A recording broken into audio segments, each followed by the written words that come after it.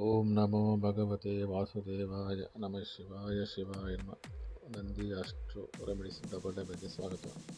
ಹಾಗೆ ನಮ್ಮ ಚಾನಲನ್ನು ಸಬ್ಸ್ಕ್ರೈಬ್ ಮಾಡಿ, ಶೇರ್ ಮಾಡಿ, ಲೈಕ್ ಮಾಡಿ. ಈಗ ನವಗ್ರಹ ಮಂತ್ರಗಳನ್ನು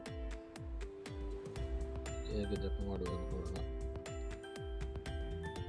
ಯಾವ ಯಾವ ಗ್ರಹಕ್ಕೆ ಯಾವ ಯಾವ ಮಂತ್ರಗಳು ಹೀಗಿವೆ. ಓಂ ರಾಂ ಹ್ರೀಂ ಹ್ರೌಂ ಸ ಸೂರ್ಯಾಯ ನಮಃ.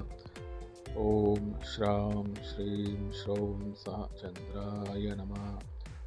ಓಂ ಕ್ರಾಂ ಕ್ರೀಂ ಕ್ರೌಂ ಸ ಭೌಮಾಯ ನಮಃ. ಓಂ ಬ್ರಾಂ ಬ್ರೀಂ ಬ್ರೌಂ ಸ ಬುಧಾಯ ನಮಃ. ಓಂ ಗ್ರಾಂ ಗ್ರೀಂ ಗ್ರೌಂ ಸ ಗುರುವೇ ನಮಃ. ಓಂ ಗ್ರಾಂ ಗ್ರೀಂ ಗ್ರೌಂ ಸ ಶುಕ್ರಾಯ ನಮಃ. ಓಂ ಪ್ರಾಂ ಪ್ರೀಂ ಪ್ರೌಂ ಸ ಶನಿಶ್ಚರಾಯ ನಮಃ. ಓಂ ಪ್ರಾಂ ಪ್ರೀಂ ಪ್ರೌಂ ಸ ರಾಹುವೇ ನಮಃ. ಓಂ ಸ್ರಾಂ ಶ್ರೀಂ ಸ್ರೌಂ ಸ ಕೇತುವೇ ನಮಃ. ಹೀಗೆ ನವಗ್ರಹಗಳ ಮಂತ್ರವನ್ನು 27 ಬಾರಿ ಬೆಳಗ್ಗೆ ಮತ್ತು ಸಾಯಂಕಾಲ ಜಪಿಸಬಹುದು. ಸಾಧ್ಯವಾದರೆ 108 ಬಾರಿಯೂ ಸಹ ಜಪಿಸಬಹುದು.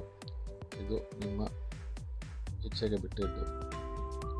ನವಗ್ರಹಗಳ ಮಂತ್ರಗಳನ್ನು ಹೇಳಿಕೊಂಡು ನಿಮ್ಮ ಕಷ್ಟಗಳನ್ನು ದೂರ ಮಾಡಿಕೊಳ್ಳಿ.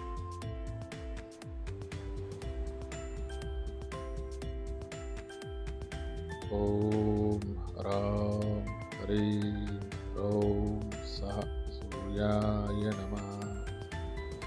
ಓಂ ಶ್ರಾಂ ಶ್ರೀಂ ಶ್ರೌಂ ಸಹ ಚಂದ್ರಾಯ ನಮಃ.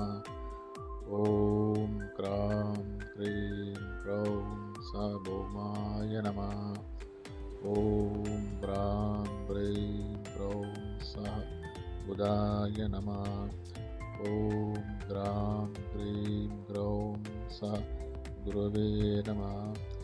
ಓಂ ಗ್ರಾಂ ಗ್ರೀಂ ಗ್ರೌಂ ಸ ಶುಕ್ರಾಯ ನಮಃ. ಓಂ ಪ್ರಾಂ ಪ್ರೀಂ ಪ್ರೌಂ ಸ ಶನಿಶ್ಚರಾಯ ನಮಃ.